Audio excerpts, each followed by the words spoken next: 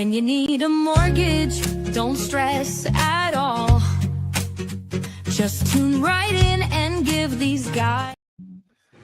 Good morning, everyone. Today is Friday, September 12th. And boys, is there a better jam to get you going on a Friday? I almost want Anthony to hit restart again so we can listen to that little jingle. What a great little song to get your Friday going. What is going on, fellas? Good morning. I don't deny it. There's one better song, though, for Fridays. Here we go. Steelers. Here we go. Pittsburgh's gone to the Super Bowl. Home opener. Getting a little excited this weekend. That is a pretty good song for a Friday, Tom. It is, especially during this springtime, or not fall time, not springtime. I wish it was springtime, but it's definitely fall. But yeah, I'm excited to go down there this weekend. I think they got a good squad this year. Maybe we can have Anthony play the Shaler Titan band song for us. The fight song, Ryan. It's a fight song, not a band song. Whatever. Good call, Tom. Get them all jazzed up.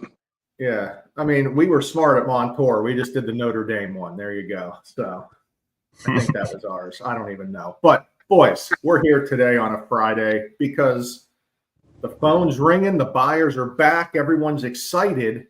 But now we have to reintroduce. Yes, I guess that is the right word.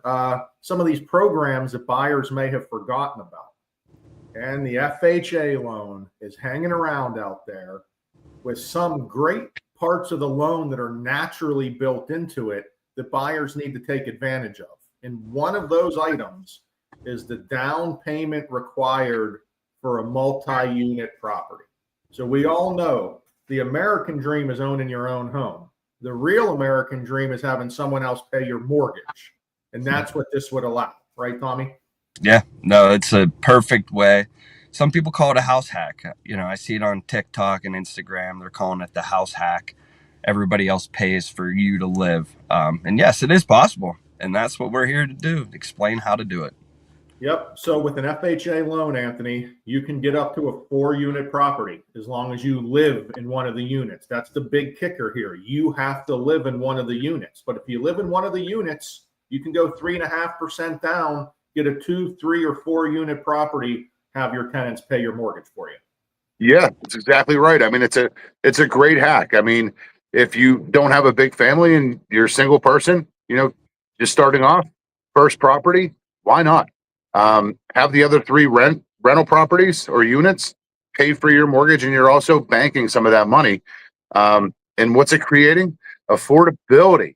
Affordability is happening because yes, those other 3 units are paying for that mortgage and also giving you cash flow on a monthly basis.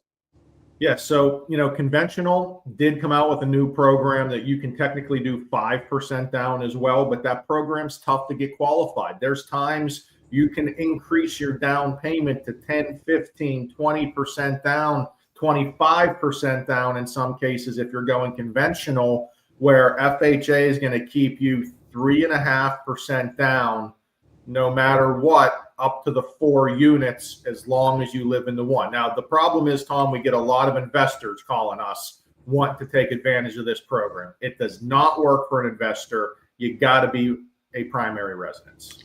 Primary residence, yeah. I mean, it doesn't need to be a first-time home buyer, but you can't have another FHA loan. This is the only FHA loan you would be able to have.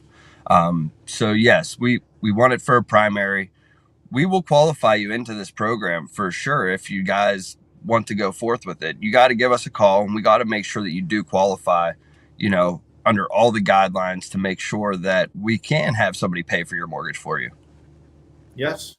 And there's times that if you're buying a multi-unit property that already has tenants, you could potentially use that current rental income to help you qualify. There's a lot of perks to buying a multi-unit property, especially with FHA with that lower down payment. You can also get the seller assistance that's going to help out with closing costs. So I think Anthony hit it on the head. Of course, if you have a family, if you have children, probably this isn't the best for you. This is going to be for that single person that can maybe take care of some of the other units themselves, or have a maintenance guy help them take care of the units, and they're going to start their home ownership journey off down this path.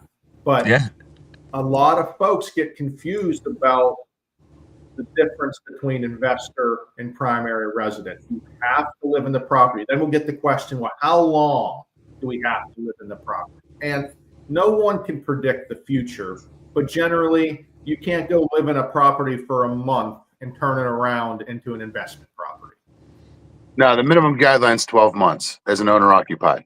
So if you don't plan on living it for 12 months, might not be a good program for you. If you're saying you're going to live in it and you're not going to live in it, I wish you all the best, because it's a big fine and you can definitely get yourself in trouble, and, backing up. I mean, hey, if you have a big family, you could put part of your family in one unit, and you can have peace and quiet in the other. So it's all good. Depends on the family, So, well, and you hit it on the head there.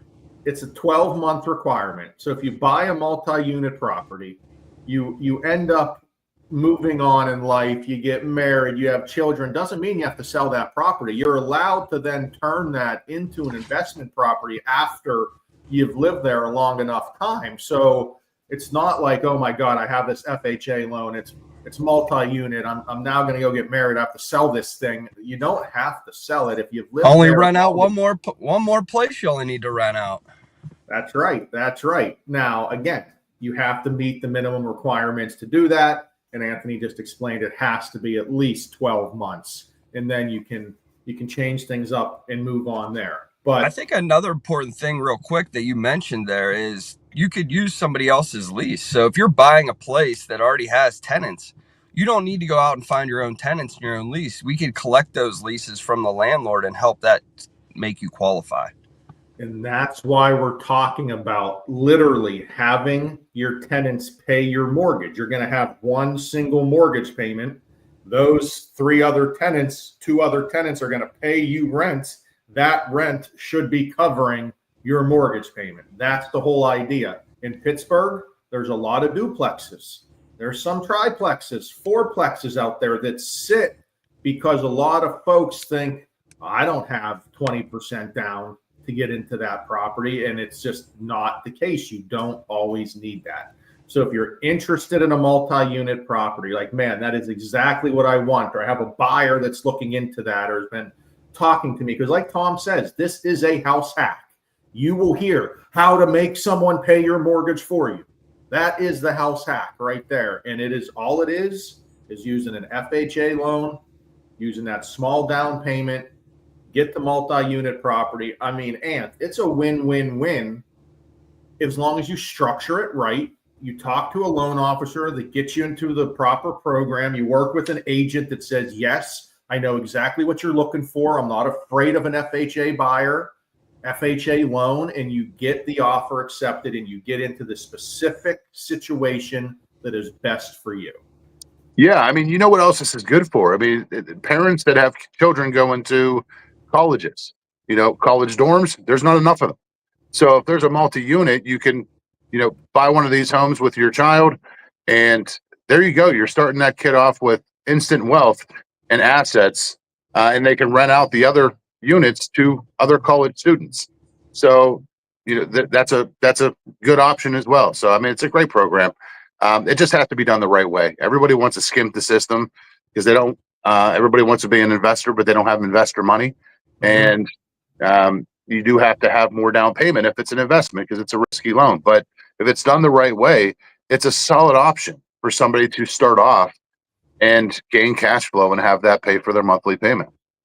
This is the, I'd say, greatest starter investor program out there, right? If you want to be a starter investor, if you want to get it going, live in your own home, see what it's like having a couple tenants, live there for a couple years, boom, you get the cash flow. This is your first step and you're off to the running. This can't be your first investment property, but it's a stepping stone into becoming an investor to figure out exactly what it's like. Or you just want someone to pay your mortgage for you.